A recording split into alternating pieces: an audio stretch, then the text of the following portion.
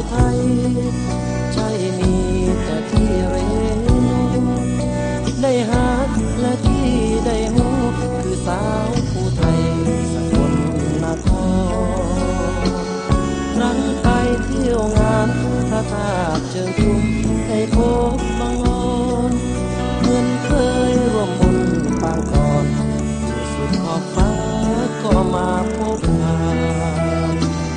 แดดอัดสะดุ้งเริ่มลงที่ฝั่งน้องหานเขาสองเคยเที่ยวด้วยกันหมดหาสายันสวัสดิ์สายลมเชยชิวทิวสนโยนสอดเสียงกังวานเหมือนเสียงแต่เฮาสาบานให้น้องหานได้เป็นสักที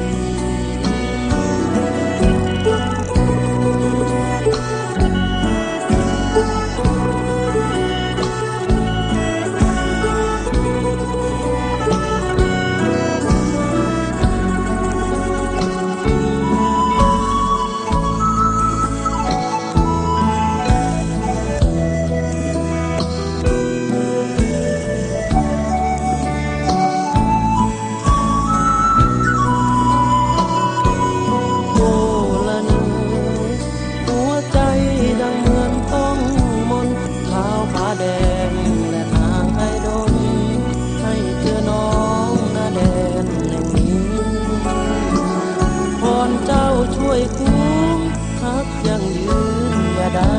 นายนี้เหมือนนี้ยายนี้ผู้น้องหาคนทานกลาแดดอ่อนรายใดหัวใจที่สั่นสะท้านคิดถึงเคยหาผู้พันคิดถึงน้องหานที่เคยรื่